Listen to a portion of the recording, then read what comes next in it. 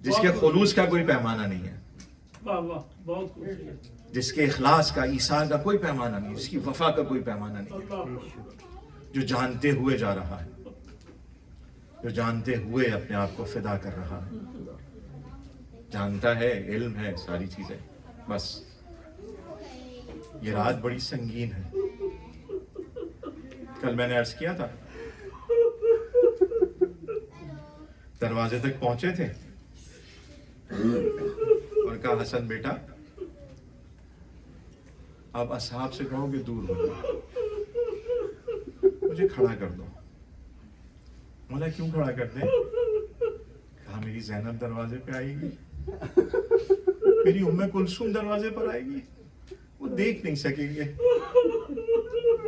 اور شاید یہ بھی کہا ہو کہ جب وہ گریہ کریں گی تو ان کے گریے کی آوازیں نہ محرموں کے کانوں تک جائیں گی، اب ان کو دور کر دو، روک دو۔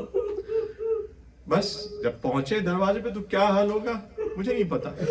ہاں یہ تھا کہ مولا اپنے پاؤں پہ نہیں کھڑے ہوئے تھے، سہارا دیا ہوا تھا حسن اور حسین نے، لیکن زینب کو یہ یاد رکھنا پڑے گا کہ باپ تو سہارے پر آیا، لیکن جب بھائی آئے گا نا تو بھائی اپنے سہارے پر آئے گا، اور آ کے ایک مرتبہ کہے گا یا زینبا یا ام کلثوم علیکن بنی سلام۔ اور جب وہ آئے گا نا تو عجیب ایک روایت بیان ہوئی ہے مقتل کے اندر کہ جب بیٹھے تھے مولا سجاد کے پاس اور بی بی نے کندھا ہلا کے کہا تھا بیٹا اٹھو بابا آئے ہیں، جب ایک مرتبہ دیکھا تو مولا فرماتے میں نے دیکھا کہ میرے بابا کی جو زرہ تھی نا سینے کے اوپر، اور جب وہ سانس لیتے تھے اس سانس کے ساتھ خون ابل رہا ہوتا تھا سینے سے۔ اس حالت میں زینب دیکھ رہی ہے تو شاید کہ بابا یہ تو آپ کے صرف سر پر ہے نا، ایک بار میں تو بھائی کو دیکھوں گی کہ جس کا جسم کٹا ہوا ہوگا۔ بس عزیزوں مولا کو گھر میں نہ آئے، مولا نے سب کو وصیتیں کی، میری بیٹی گریہ نہ کرو، میرے بیٹوں گریہ نہ کرو۔ ایک مرتبہ بستر پر لٹایا، بچے جمع ہو گئے، جب دیکھا تو مولا نے خود گریہ زاری شروع کر دی۔ جناب زینب نے کہا بابا کاش ہماری والدہ زندہ ہوتی، ہمارے لیے تسکین کا سبب ہوتا۔ جناب ام کلثوم نے فرمایا بابا کاش ہم مدینہ میں ہوتے، نانا کی قبر پر جا کر گریہ گزاری کرتے۔ بس عزیزو یہ 3 دن قیامت کے دن ہے۔ آیا تھا طبیب کو بلایا، بڑا بیٹا ہے نا چاہتا ہے کسی طرح سے کوئی علاج ہو جائے۔ امام حسن نے بلایا کوفے کے طبیبوں کو، ایک طبیب آیا دیکھا، بس دیکھنے کے بعد عجیب جملہ کہا، کیا کان میں کہا مولا اگر آخری وصیت ہے تو آخری وصیتیں کر لیجئے، زہر کا اثر دماغ تک ہو چکا ہے، کچھ ہی لمحوں کی فرصت ہے، یہ تو کہا ہوگا اور زینب نے بھی سنا ہوگا کہ اب بابا نہ رہیں گے۔ افراد آ رہے ہیں، مولا سے مل رہے ہیں، مختلف روایات ہیں، بس ایک روایت آپ کی خدمت میں عرض کرو۔ بی بی آئی اکیلے بیٹھے ہوئے، مولا اکیلے، بی بی جناب زینب سلام اللہ علیہ آئی بابا کے پاس آ کے فرمایا بابا ام ہانی ہماری پھوپھی تھی نا، ہم لوگ بیٹھے ہوئے تھے ایک دفعہ رسول اللہ کے سامنے، اور رسول اللہ تشریف لائے اور رسول اللہ نے ہم سب کی، آپ سب کی شہادتوں کا ذکر کیا اور اس طرح سے بتایا، حسین کی شہادت کا بھی ذکر کیا، تو کیا یہ صحیح ہے؟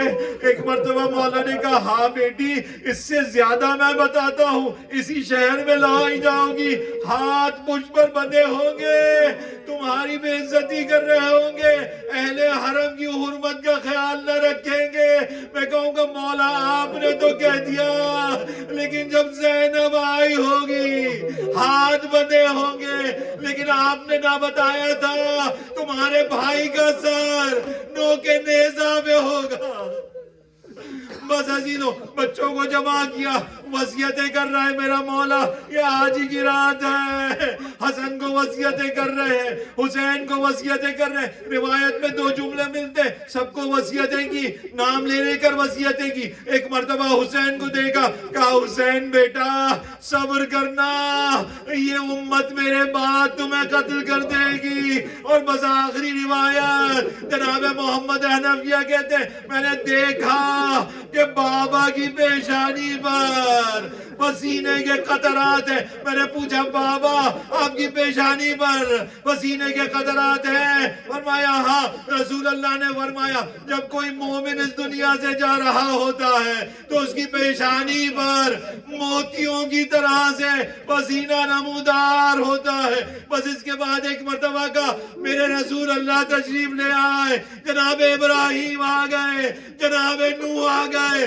جناب آدم آ گئے. ایک مرتبہ سلام کیا, میرے مولا کی روح اس دنیا سے منتقل ہو گئی. ماتم حسین